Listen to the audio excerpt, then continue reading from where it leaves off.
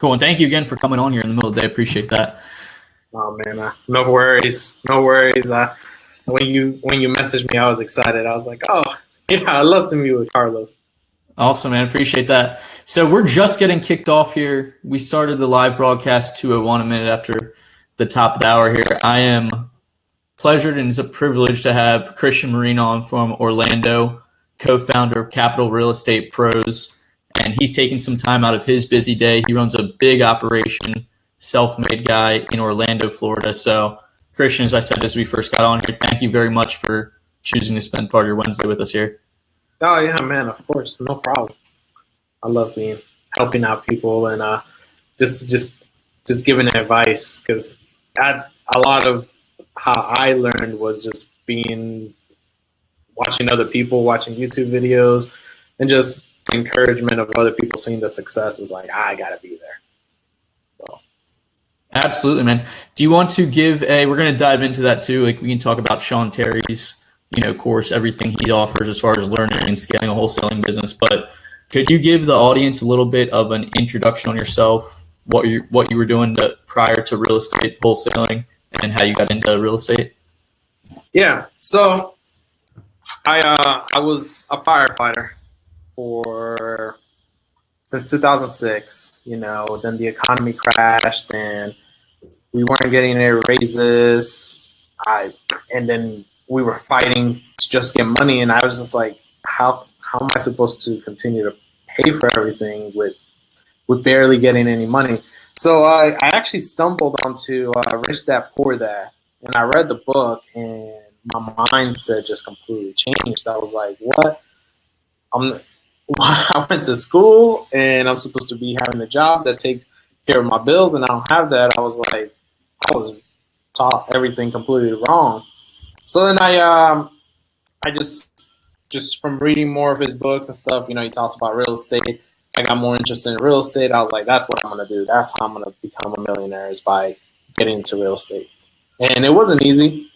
I started this journey in 2012 was when I was like, I decided to do it. But I had no money at all, barely.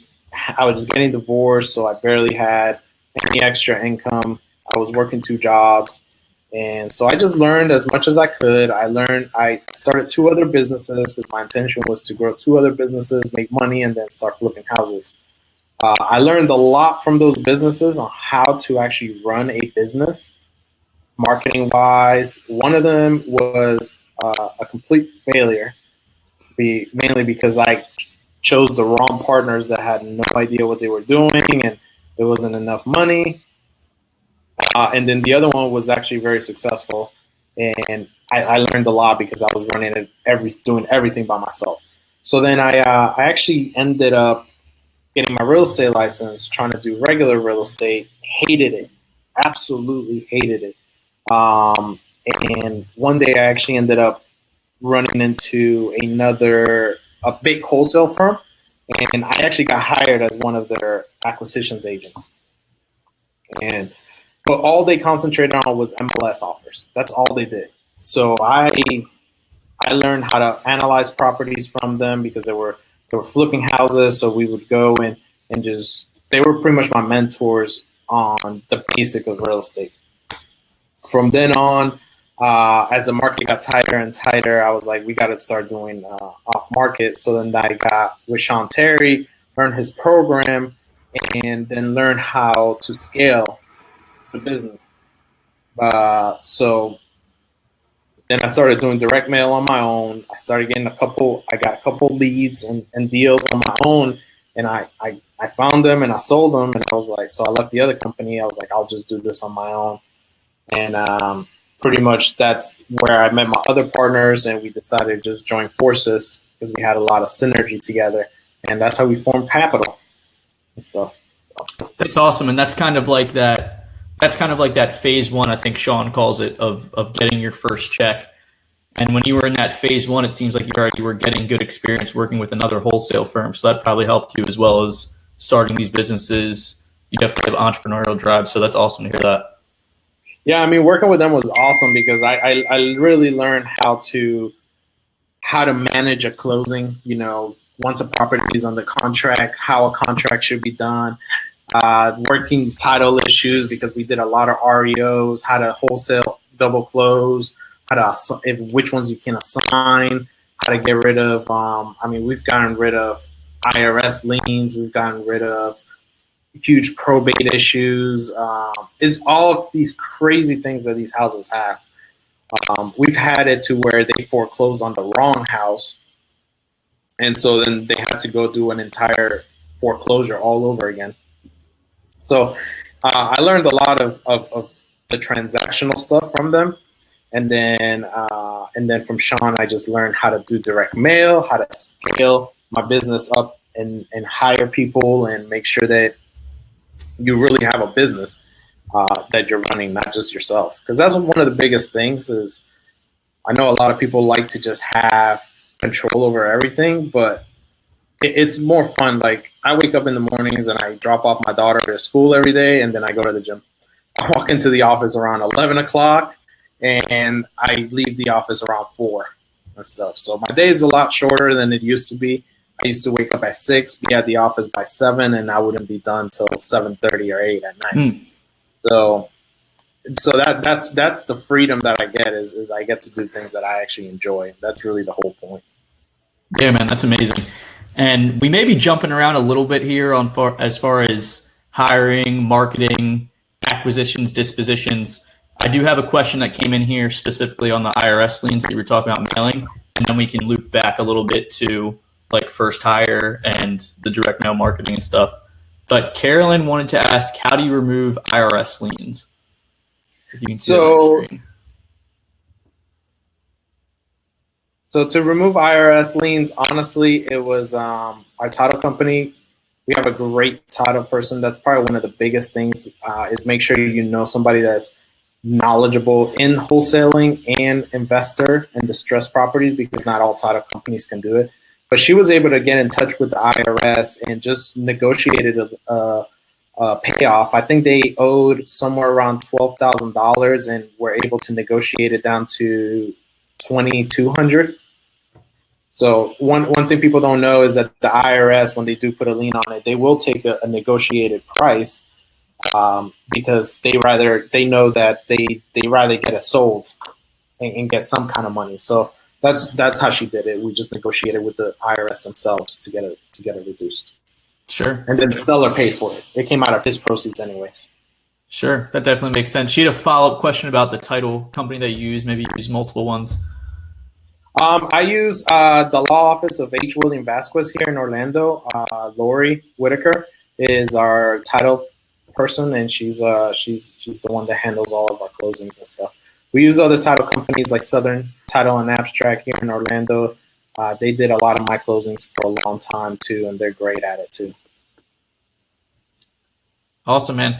So let's backtrack like I mentioned before, and let's start out. We can kind of hit those 3 legs that I was talking about: the hiring, the acquisitions, and dispositions. And if you could kind of walk the audience through that, like where you first started, maybe like with your first hire, what you were doing marketing there then. I know you mentioned the direct mail, and kind of give me that progression as you made your first hire and up to where you are now. So my first hire was a VA out of the Philippines. And I actually hired her through IVAS, Investor Virtual Assistant Services. They provide great training for the VAs.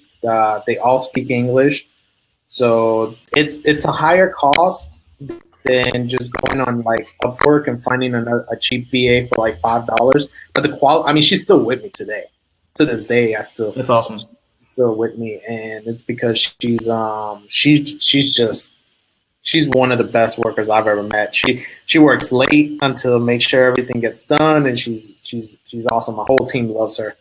But she was my first hire. She was there to help me do my contracts because I had so much paperwork and closings that I needed to deal with. Then I actually, as I started doing mail. When I started doing the direct mail, I did 1,000 mailers a month, every month, but I would print them out myself. So, a lot of people ask how you can reduce costs. So one of the biggest things that if you truly want to grow and understand and learn this business is you got to be able to find how to do everything in a more budget wise, right? So I didn't have the budget to start doing 5,000 mailers a month or this and consistently, but I found the handwritten postcard system by I think it's Rick Ginn, and it was like $99 a month. He gives you a template, tells you how to go to Office Depot, get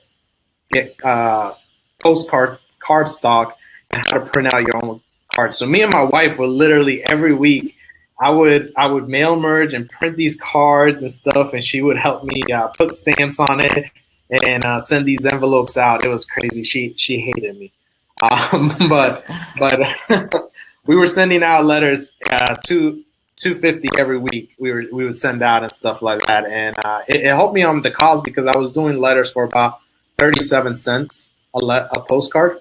So it really greatly was good, and then that's how I got it. I got one deal, and then I was able to go ahead, and now I can dump more money into the marketing. But one of the biggest things that I found with marketing is that you have to be able to commit yourself for at least 6 months in it. And I have a lot of people that, they ask me, hey, how can you help me and stuff? And I tell them what they need to do. And they're like, yeah, I sent out my first mailer. And I follow up with them in a couple months. And they're like, yeah, I didn't get anything. I forgot, or I didn't have the money for it. So if you truly want to, you have to like the best thing to do if you can is just pay for the 6 months up front and then answer your phone. So I was pretty busy with the fire department and doing other, MLS deals and stuff like that. I had my VA actually start answering the phone calls. So I trained her and gave her a script, and she was the one that would just answer all my calls on a daily basis. And we use Podio and Investor Fuse, and she would just input all the leads in there, and then I would come in and follow up and based on the notes, I would call the hottest leads right away and see if I can get an appointment with them and stuff like that. So she was my first hire. Then we hired an acquisitions person. Was the next step to go into the appointments with me. And she's awesome. She's a realtor, so she knew the real estate side. She had done some retail. She knew she's like a bulldog, so she doesn't take no for an answer. And that's kind of one of the things that you want to have is somebody that's able to follow up very consistently, because these leads don't convert right away. So we have 2 acquisitions agents now. And the second one actually was like, I don't understand why I'm not getting everything that, like how she's having success and I'm not. And one of the things that I told him was because once we started diving deep into what his issues was that he was expecting every time he got a phone call and gave them an offer for them to say yes or say no, and he would just move on. And I told him that's not how it works. That's why with Investor Fuse is so good, because you got the follow-up sequences.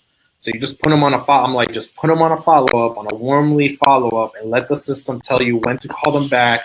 Send them text messages, send them emails, because there's so many times that 2-3 months later we call somebody and they're like, yeah, I want to sell, and they'll say, I'll take your offer now. We've gotten people down close to $100,000 in the price just because they're like, I need to sell, and then they need that reality check to realize that the price they want isn't the right price for their property, and nobody's willing to pay that.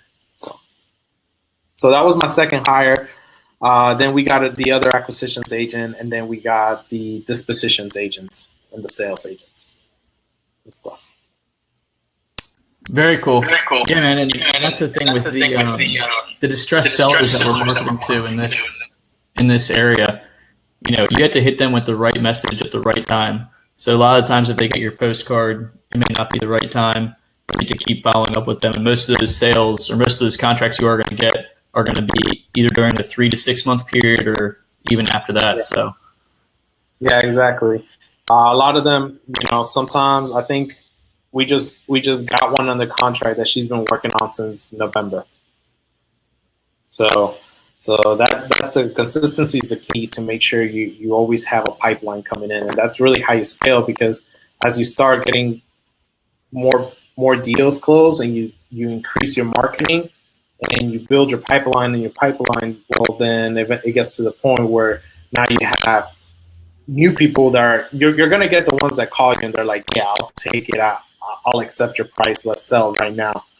You're going to get the ones that you kind of have to negotiate, and then you're going to have the old leads that are now ready to do it. So then that's how it just starts compounding on itself. Absolutely. So I have two questions as you're kind of going through from your phase one to your phase two. Assuming, well, I know you're a Sean Terry guy. I'm assuming that you have a pretty good idea of your return on those direct mail campaigns. If you wanted to share those around what they were like, the response rate. And then two, tell me a little bit about how many leads it takes to get a contract, at least for that phase one, phase two, just getting to the direct mail before we dive into different marketing and lead gen tactics. So for us right now, it is a horrible 0.5% response rate. Horrible, but that's pretty much what I hear across the nation. Yeah, I've talked to other people throughout the country, and they have the exact. They're like, yeah, I'm at 0.5%. I'm at 0.75%. I don't even get 1%, especially in the really competitive markets.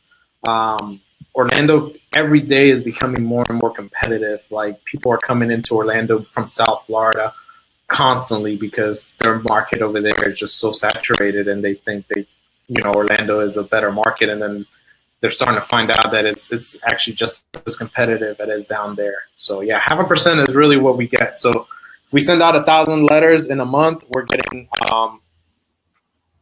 what's that?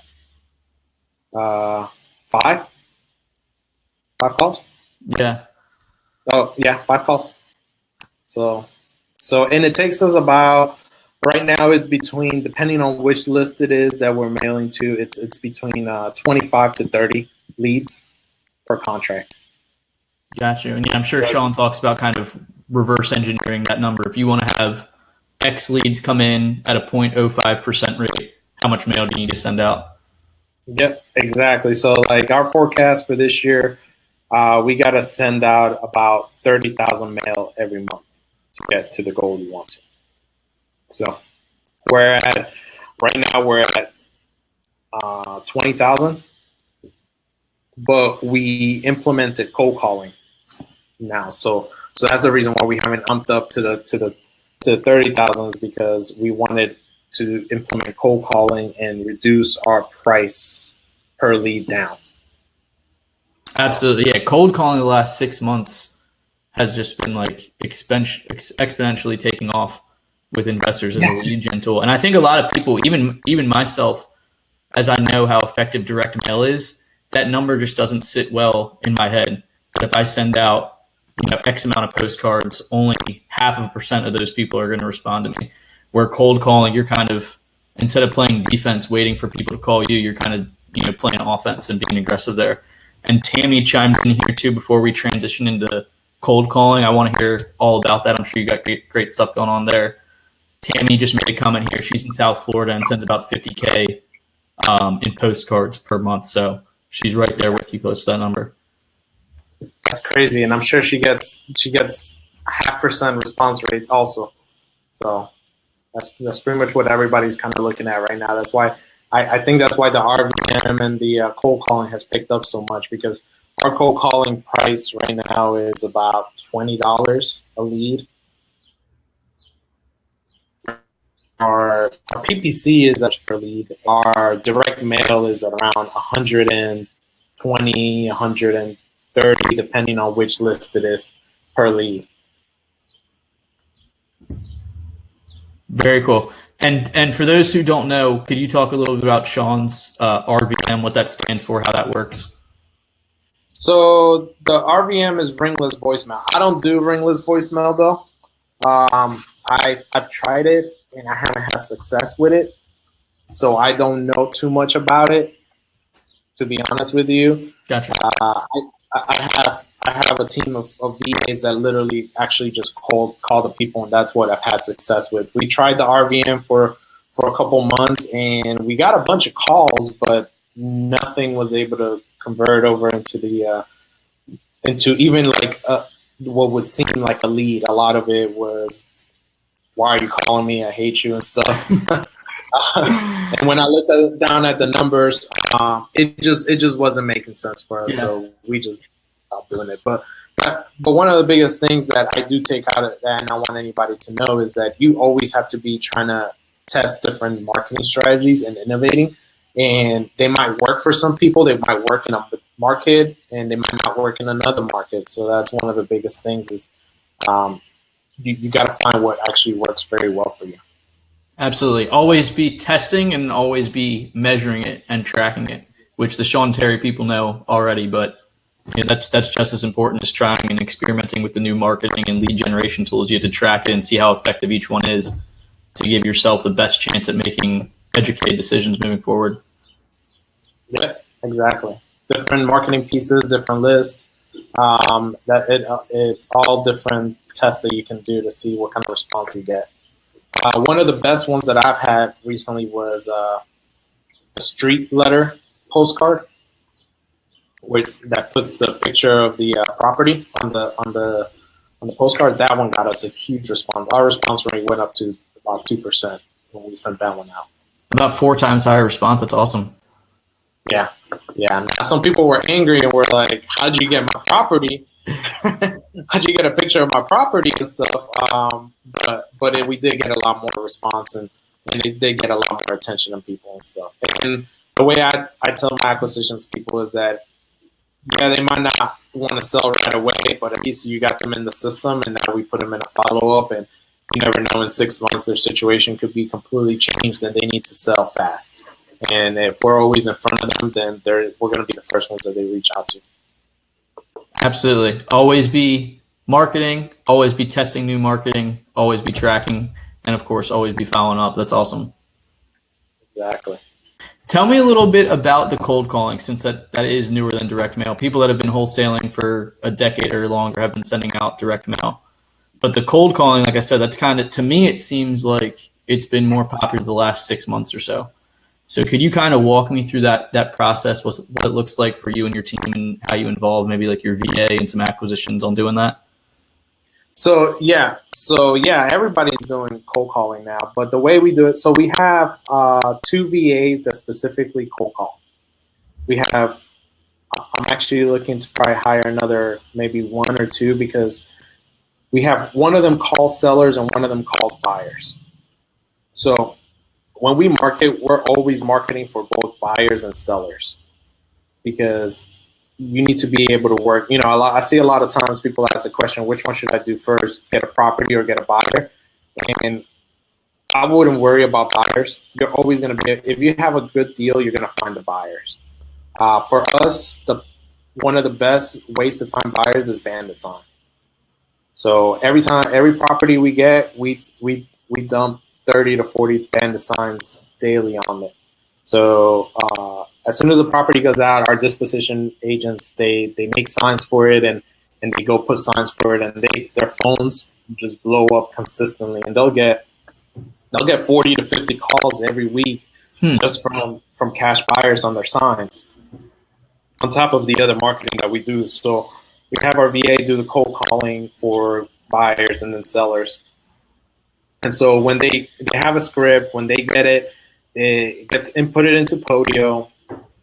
It automatically tags our agent, and they have info and notes on there, and then our acquisitions agents follow up with them and have more of an in-depth conversation with the sellers. Now, one of the good things with us is that we are a real estate brokerage too. So I'm the broker of record. And what it allows us to do is that we're able to go ahead and we can list people's properties.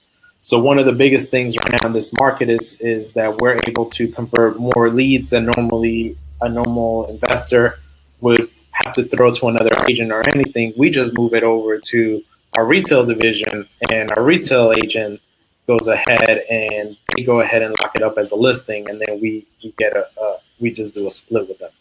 And so that's kind of where our cold calling is starting to convert more on the retail side. We'll get some distressed sellers that do need to sell and stuff, but we've actually been able to maximize that side because we were able to convert it into a listing.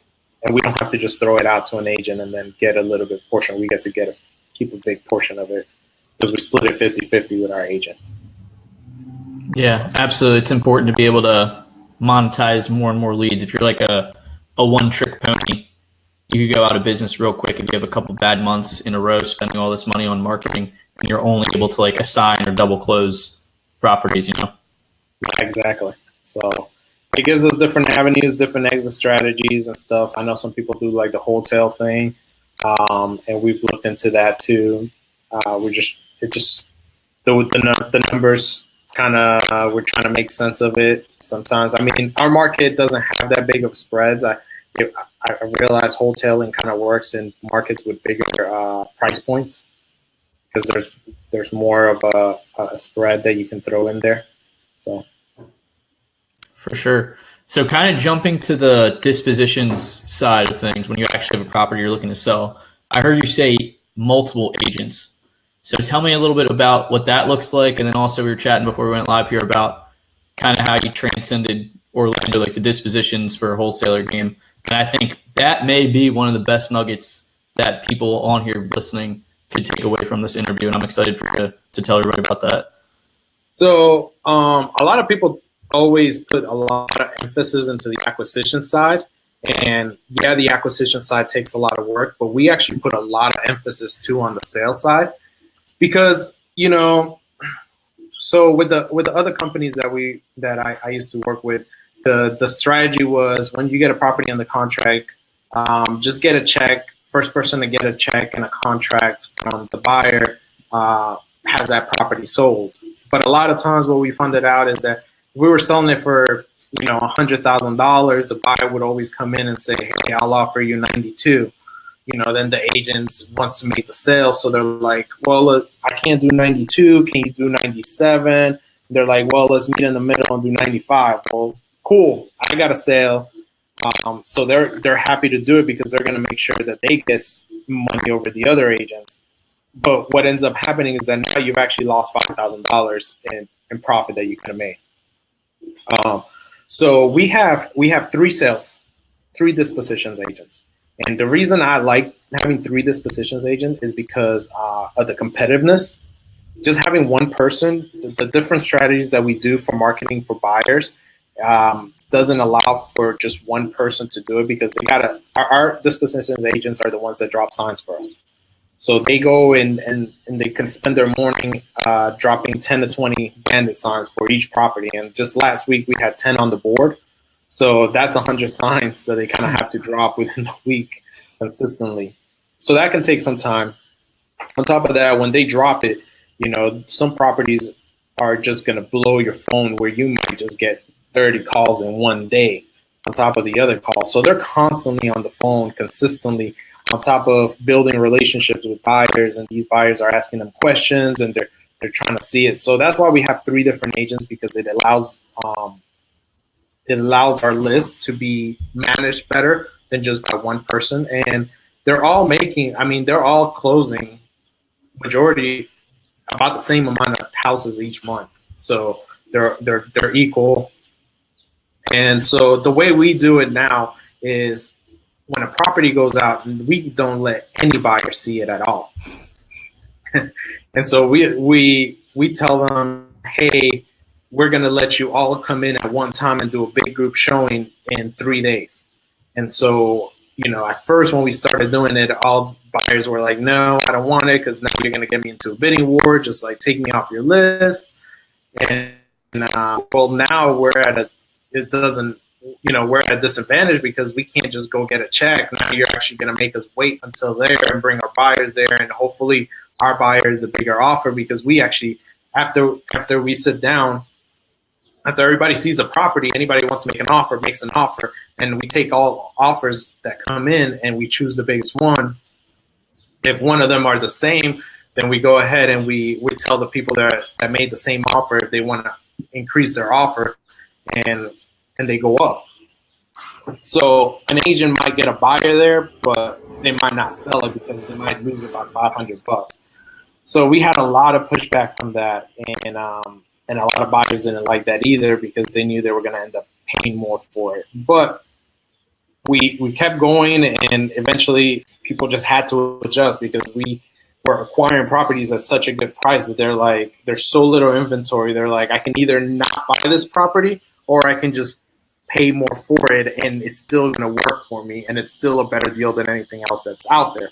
So the buyers eventually came around. So now what we do is our buyers have learned that they don't want to get to the group showing.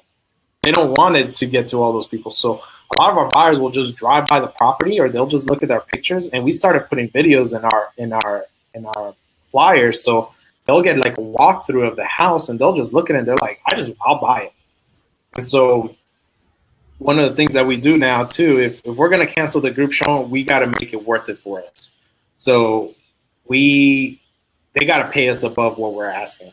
So right now, pretty much every property we have will sell sight on scene within 24 hours. And the last one we did, we made an extra $5,000, and it was actually a bidding war between two people. And it was like, okay, well, who wants to pay more, and who can get to the bank first and send us a wire and sign a contract? And one guy literally won it by about 2 minutes, beat the other guy.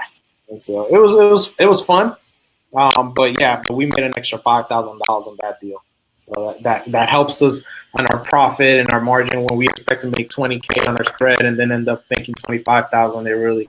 It's awesome because now we've maximized that a lot too. And our buyers got a property that they know that they like because it was a great flip in a great area and stuff. And they're gonna make a killing on it. So that's why it's working the acquisition side to make sure that they acquire at a good price, and then getting the disposition side to make it into a truly sales organization where they're selling and upselling people and stuff like that. It's making our company just blow up, and it's working out really well, which nobody else does on the disposition side. A lot of people kind of let it go, but coming from the other company where we had 10 disposition agents and it was competitive, we were able to see how that worked out between the agents, because you get a property and you see 2-3 agents running and be on the phone right there, and they're running and chasing, trying to get it sold. So we took that idea and kind of maximized it for us a little bit better and stuff. So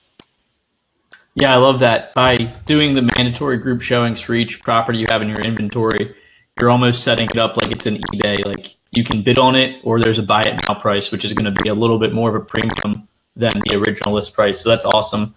And like we said before we got on air, I think it's just a limiting belief. Like it makes so much sense for people watching. Andrew Eldison's on. Michael, thank you for your comment. They're loving the insight you're giving there on the group showing and the disposition side of your business.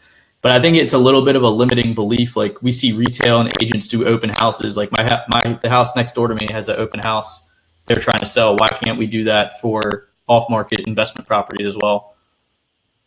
Exactly, because like on the MLS, like every property that we see that's a distressed property, I'll send an offer in, and it's multiple offers, send us your highest and best, multiple offers, send us your highest and best. So, we're like, why can't we do that on the wholesale side? Why do we want to cut ourselves short and give less make less money just because, buyers are always going to want to try and get a deal. Mm-hmm. They're going to see the numbers and they're going to try and renegotiate down. And if you're willing to go down, then they're always going to go ahead and bid you down because they know you just want to get that sale. So telling them, no, you can't even get into the property, and if you do want it before everybody else, you're going to have to overpay, was kind of walking in and kind of giving them the middle finger and saying, I don't need you. But it's worked out very well, and everybody's kind of accustomed to it and loves it.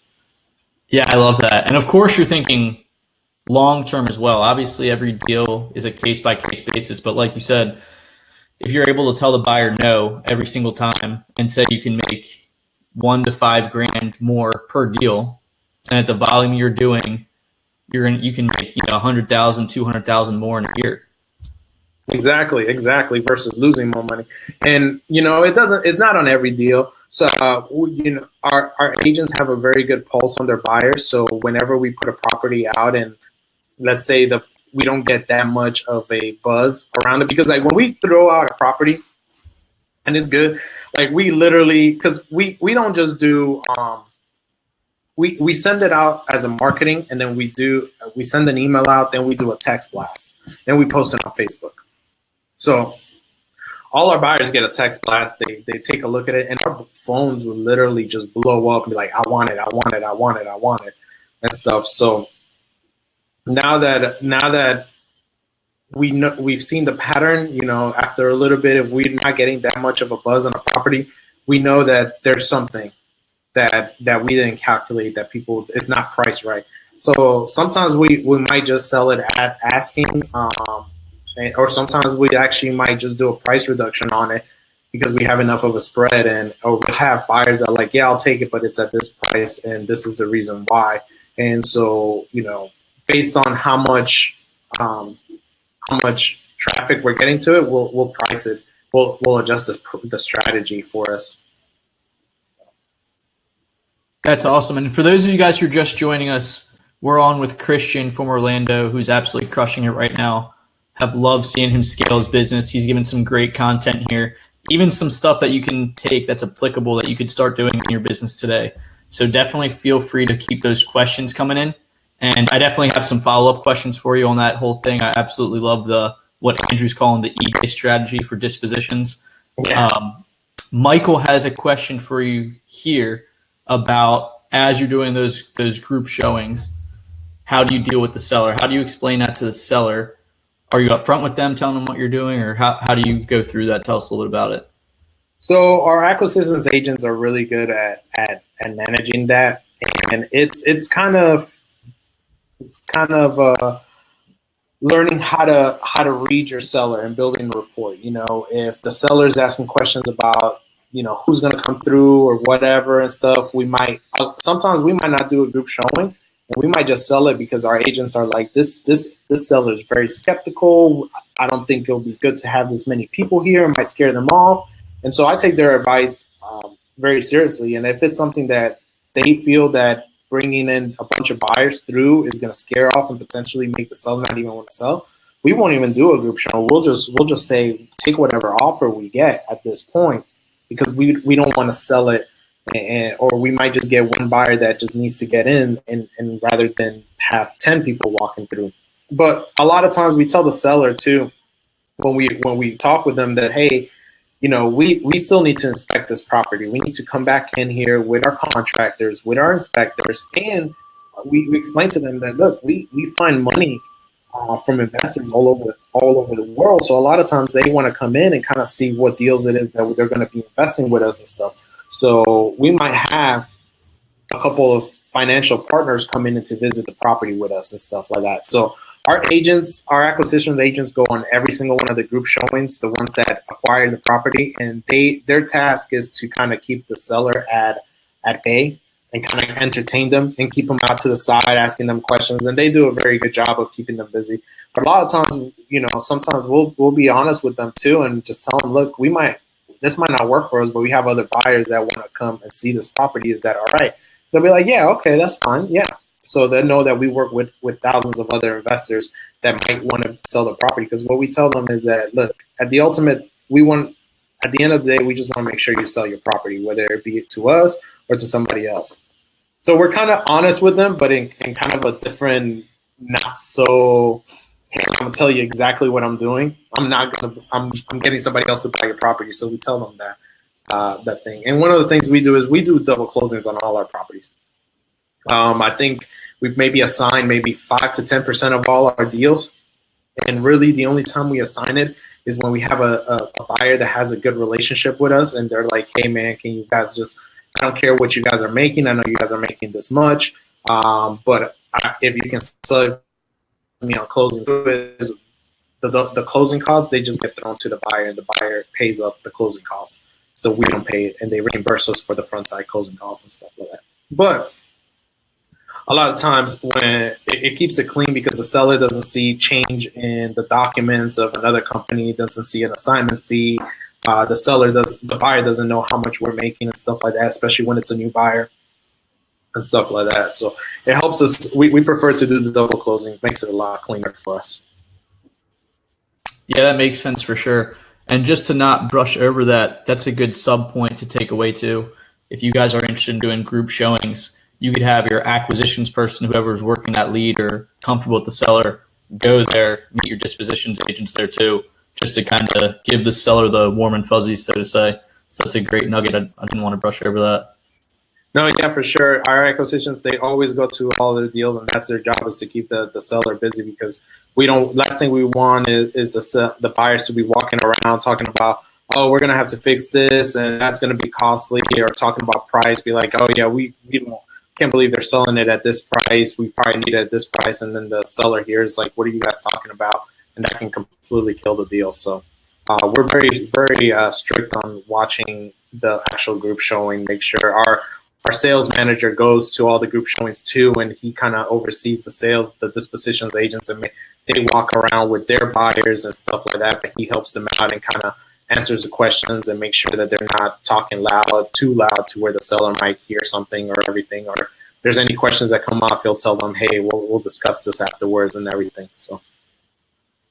Absolutely. And I think one point that you said too, if you can just talk to a seller, be transparent to a certain extent, just say, hey, we're just looking to make sure the number one priority is that you get your house sold, and we can provide any specific needs that you have as well. So as long as you're being transparent about that, really caring about that, which I know you are, you're going to be good on the seller side.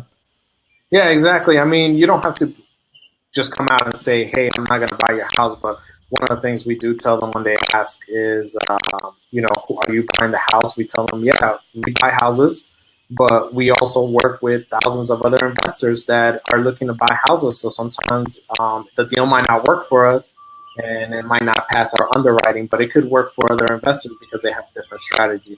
So if the property isn't going to work for us at this price, do you care if we send it out to other investors and work with them just to try and get your property sold? And a lot of times the sellers just don't care. They want to get the property sold, and they just want to be walked through the process. Yeah, for sure. So I have one question. Guys, we're on live with Christian from Orlando. If you have any questions about his business, please send them in here. He'll be happy to answer those. I have one question just on the commission. How do you pay your acquisitions and your dispositions people? So our acquisitions are on a salary, and they get a portion of the commission. So they their salary is $1,600 a month, and then they get 10% of the commissions. But one of the things we do, and then our acquisitions agents aren't, they don't get any salary, they're straight commission. So they get 15% commission. So they get a little bit of a bigger chunk of the properties because there's more of them.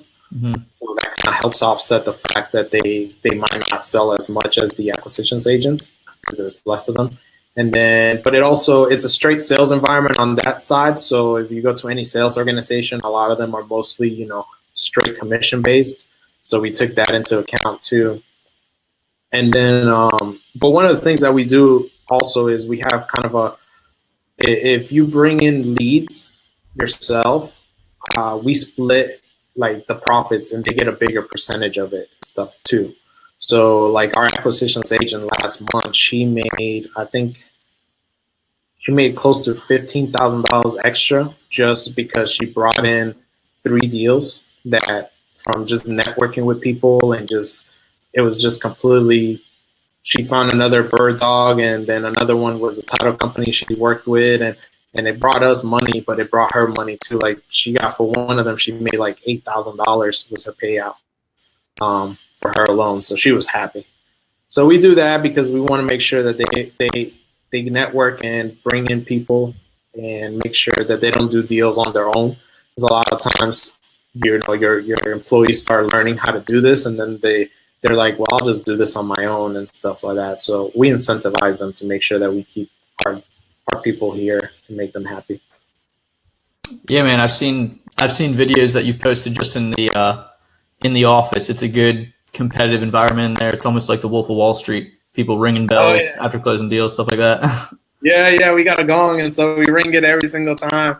Whenever we get the agents get to choose a song, so they get to get like a hype song, get hyped up before they ring the bell, and everybody gets around and just kind of congratulates them. It makes it more fun and stuff like that. So Yeah, man, that's awesome. And kind of just thinking in my head here too, we were talking about one of your tips was to always be experimenting or testing with different marketing.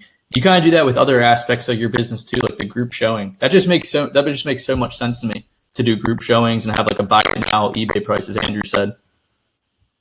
Yeah, yeah, it does. I mean, we're always testing brand new things. Like lately, we've been playing with Facebook. So I've been able to figure out Facebook for buyers. Still trying to figure it out for sellers, for distressed sellers, I should say, because for regular sellers, we have plenty of leads on the retail side, Mm-hmm. so that's not an issue. But because of the way the Facebook targeting is, there's not really a good way to you can't just go in and say, hey, I want people that are defaulted and tax defaulted on the properties, or people that have bankruptcy, or people that don't live in their house. You know, you can't really choose those options. It's more of a broader kind of generic thing that you can try and see and what leads come in. But for buyers, I mean, Facebook is one of the best. We get about lately we get about 20 new buyers is what we're getting now, added to our list daily. And right now our list is was it yesterday I checked, it was 3,170 was the number of buyers on our list, and a lot of them have come from Facebook, and they're actually legit buyers that have a majority of our deals that we've sold lately have gone to back to track where they came from, and they've been coming from Facebook, a lot of them too. So Yeah, I think everybody's still trying to crack the distressed seller lead game for Facebook ads. yeah. What's up, Greg? Greg's in Baltimore, my backyard. Shout out to the Perry Hall Investment Group team. But yeah, he's asking about the buyers, if you want to go over that again. And towards the beginning of our call, too, we were talking about the calls that you would get from bandit signs. So how many buyers would you say you're getting in week per total from either like bandit signs for properties, the Facebook ads, which so many people are having success with, even foreign buyers, which is interesting to me. And I'll ask you that question next. But like with the group showings, it seems like so many people are selling to investors that are either out of state or either out of the country. I'm sure you maybe have come across that situation too.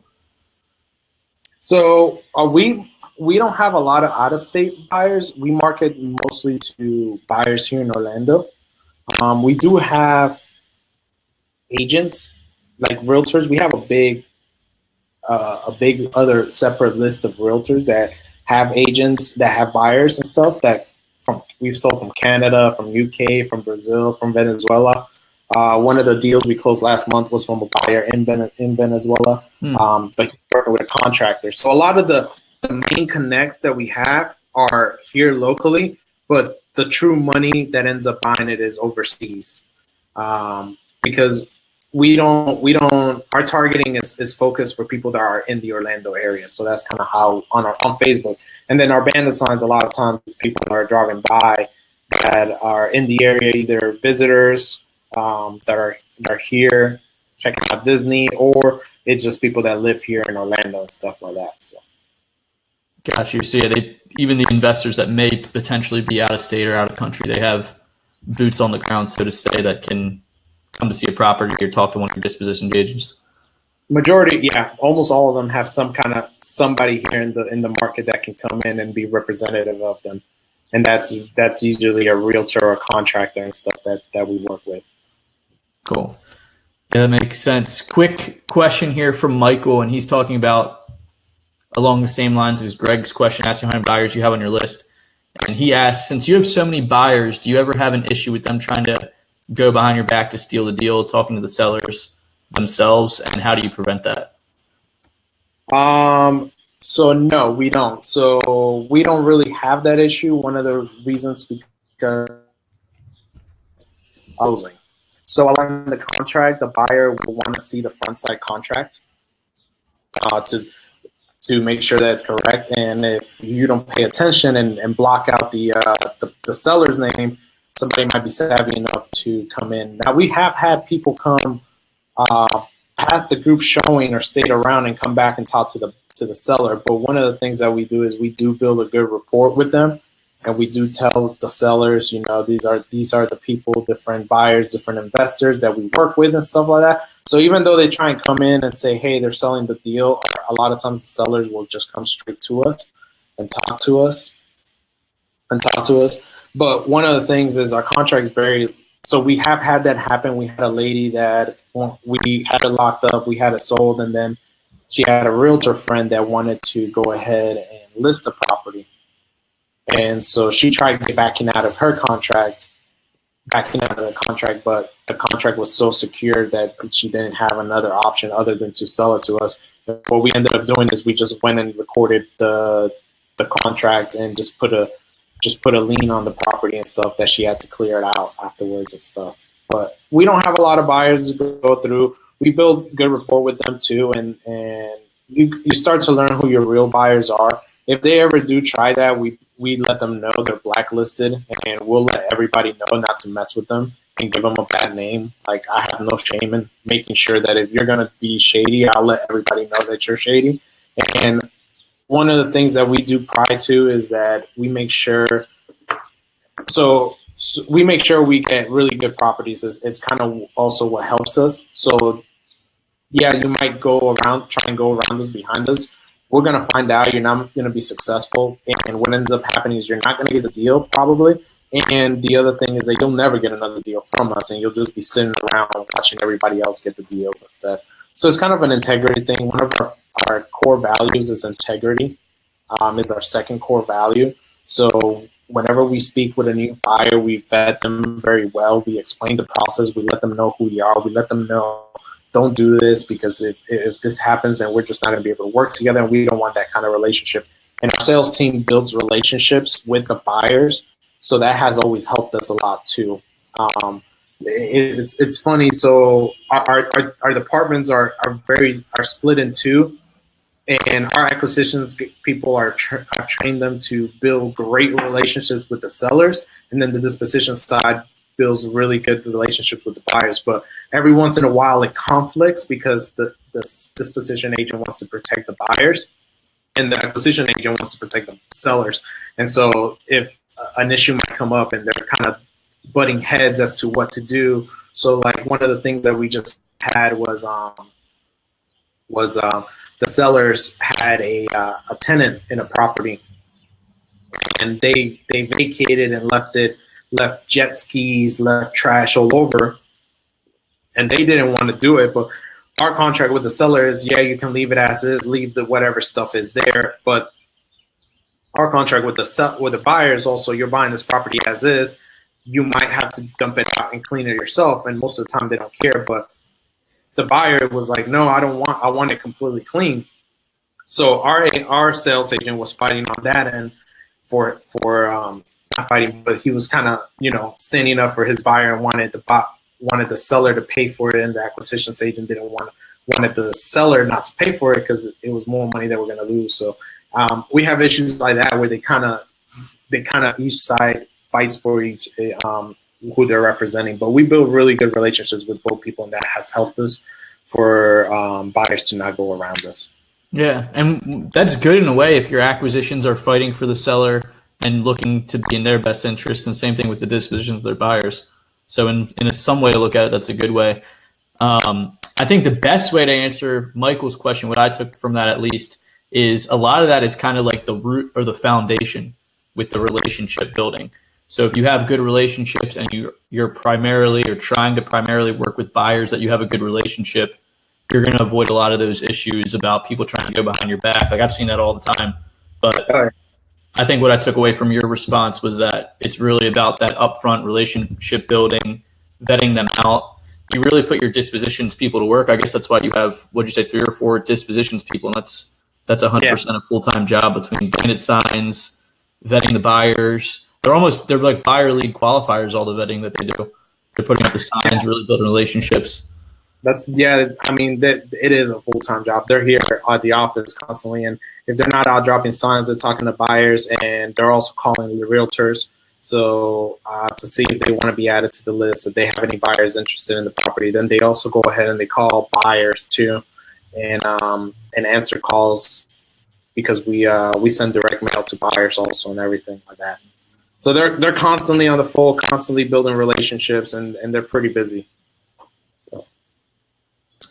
That's awesome, man. Do you have a case study on a particular recent deal that you want to go through, like how you got it, what type of lead gen source it came from, and maybe touch on? I just saw, and we talked about that before, I think, too, I think it was just the apartment deal that you wrapped up in another market. Yeah, so me and one of my partners just bought an apartment building over in Detroit, 27-unit apartment building for $150,000. We're going to get a rehab. We're actually in the process of working with the VA to try and get a grant for the rehab and turn it into a veteran housing. So that's one option that we're going to use for the rehab. Another option is we have a commercial lender because we have a lending arm too. So we do hard money lending, and so we have a commercial lender that does commercial projects like that, and they're willing to lend it to us.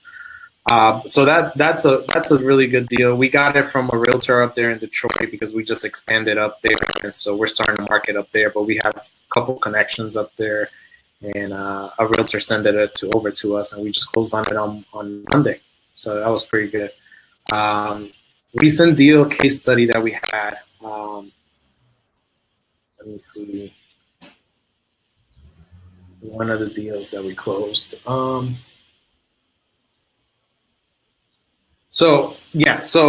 This is a good one. So we got it from direct mail. It was actually our acquisitions agent spoke to them in January, and she just followed up, got it under contract in March. And now these people bought it in 2014 as an REO, and they hadn't done anything. The condition of the house was absolutely horrible, and they were living there. And so we sold it. Then when we were getting ready to go ahead and close on it, we walked through with the buyer. There was a pipe issue that broke. Mm-hmm. So there was sewer water all over one of the bathrooms. So our acquisitions agent came in and told them this needs to be cleaned out. This is absolutely unacceptable. We can't buy this property at this price, so you're going to have to lower the price and everything. So they ended up fixing it. And the reason for that was because they needed money to move out before closing. So sometimes what we do with sellers is we give them an advance. We'll give them this guy. We end up giving him $4,000 to move as an advance, and we secured it with a note on the property, pretty much like a mortgage on it. So we gave him that money. So he was kind of grateful.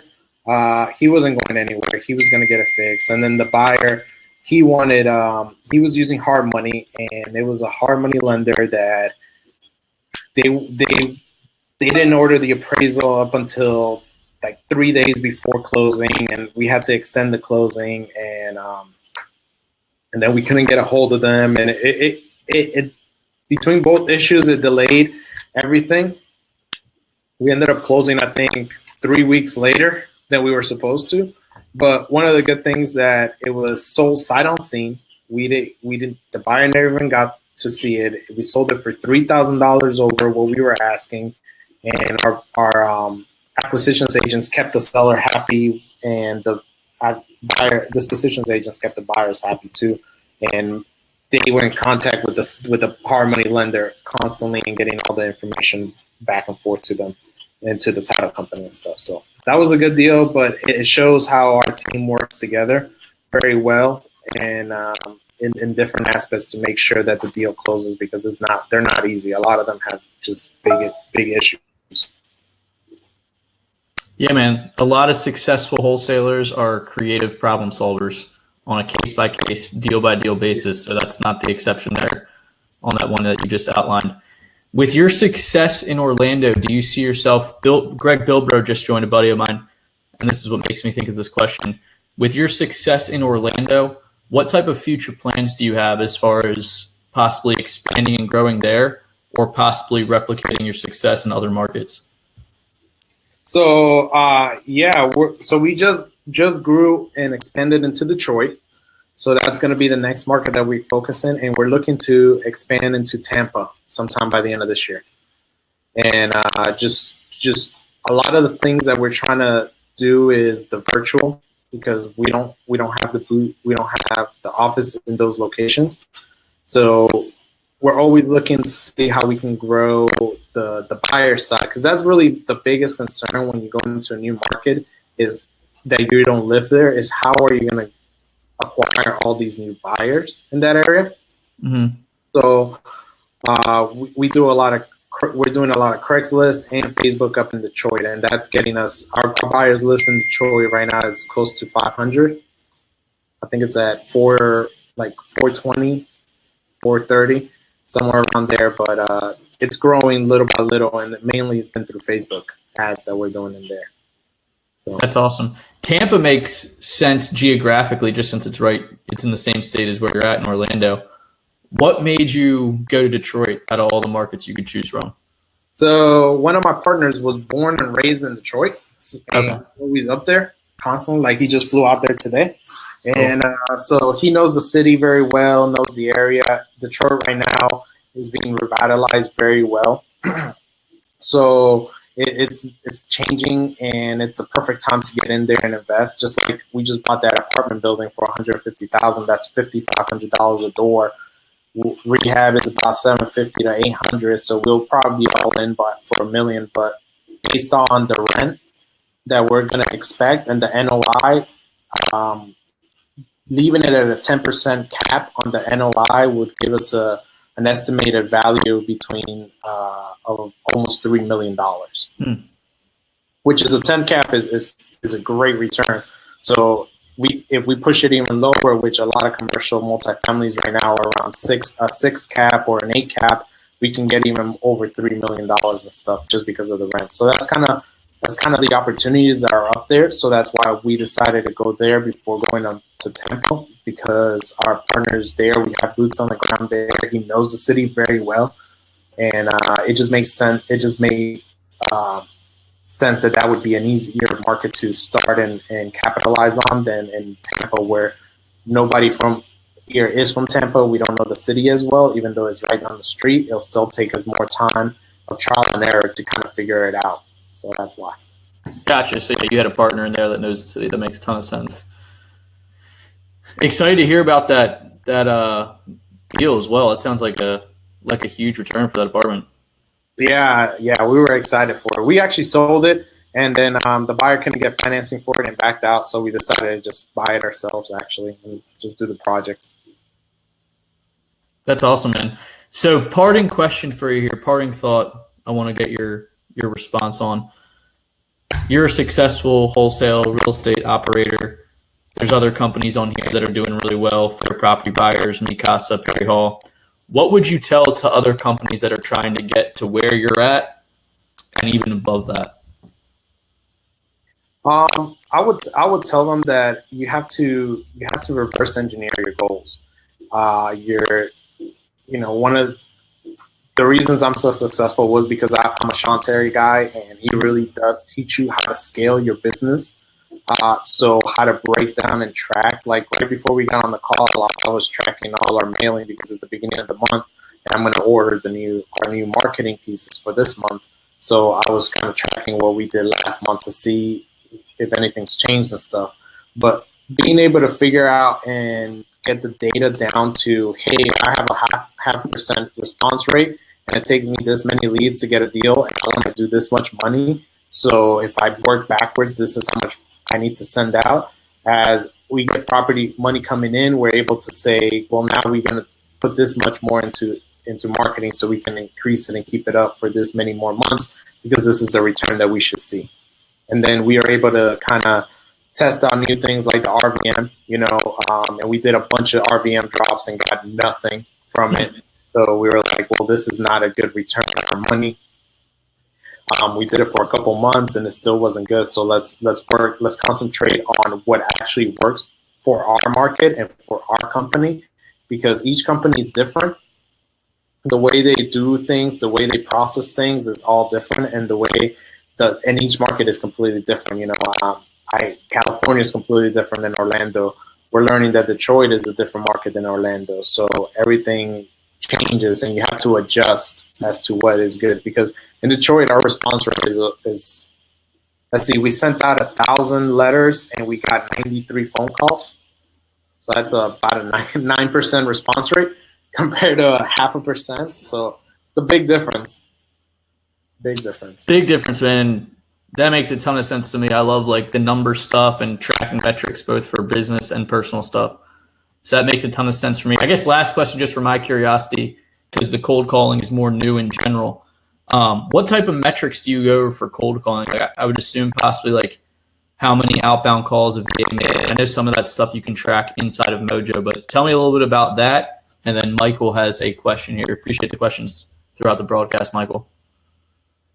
What I track with that is how many calls they made and then how many leads they got. Okay. And that's really the only two things I track. I want to make sure that they are calling, that they're putting how many calls they need to do daily, and how those leads convert, and what kind of conversion, what kind of leads they are. Because a VA can just kind of get anybody that says, yeah, I'm kind of interested in selling, for the right price, but that's not really a good lead. We want to make sure that when they input something for the acquisitions agent, it's somebody that's somewhat motivated. They might not be in distress, but they at least want to sell, because those we can convert over to our retail side and have the agents go list the property and make money on that side versus the wholesale side. Very cool. Yeah, that makes sense. Just two basic metrics there. Michael's asking strategy on direct mail. We've kind of been going throughout the duration here of the Facebook Live, but if you kind of want to give a quick synopsis on current direct mail marketing strategy for you. So we do tax default and absentee owners, and we just send postcards every month. Every month I send different postcards and switch up the mail piece for the same list every month. So that's really just my strategy. Mm-hmm. It's not that complicated. It's pretty simple, right. But sometimes keeping it simple works better. I mean, one of the biggest things I found out though is where you get your list. So we use Rebo Gateway for our list, and I've tried List Source before when I first started, and I had horrible results. I felt that I didn't really have much motivated people, and I don't know why it was, but Rebo Gateway, it's awesome. I like the way, I guess, they pull their list or something, whatever it is, but I've had better results, and that's really, so it all starts from making sure you get a good list, and then second of all, making sure that you're consistently sending out different mail pieces. We send out a lot more postcards and letters just because it's cheaper. And we found out that it's really not that much of a difference between the response rate on yellow letters versus postcards. Like, it's not, sending a yellow letter is going to make my response rate go up to 3-4%. It really doesn't. It might change it up from 0.5%, and you might get 0.75%. So I'd rather save the money and go with the cheaper postcard and just do a more, because now I can take the same amount of money I was going to use for the yellow letter and send 2 postcards. So it actually expands the number of people I'm sending out to by just using postcards. Absolutely. That was going to be my next question, where you got your list from. And the sentiment I hear, which makes a ton of sense, is you can't go cheap on the data, or you can't go cheap on the list. And Andrew, thank you for sharing those. So for those of you who are listening and looking at direct mail, possibly, check out these resources here that Andrew has on the screen: Rebo Gateway, Agent Pro 247, and Ken Clothier's REWW Smart System. And are these all nationwide? Rebo Gateway's nationwide, Christian? Rebo Gateway is nationwide. Now, what kind of list you pull depends on each and different areas. So like in Detroit, we don't have tax default up there. So we can't pull tax default up there. In Orlando, we have them. And even in Orlando, some counties don't have it.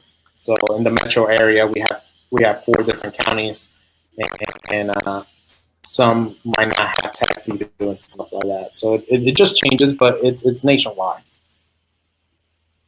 Very cool. Christian, greatly appreciate you and your time, man. Very happy to see your continued success here. Who knows what you'll be doing 6 months from now. Yeah, I But appreciate thanks again, man.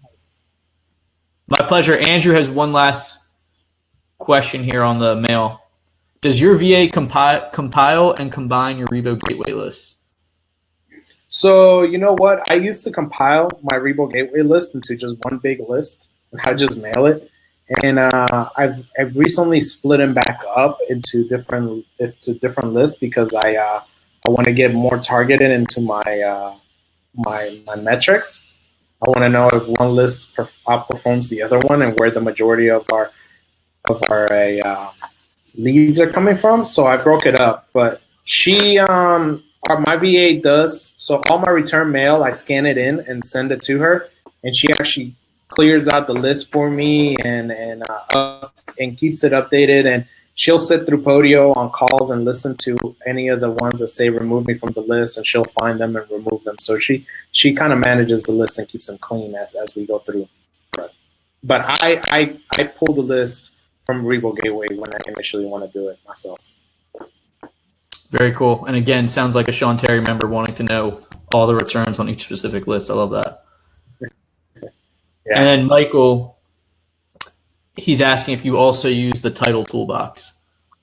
Yes, that's the one that we got, the title toolbox, not just the Rebo one.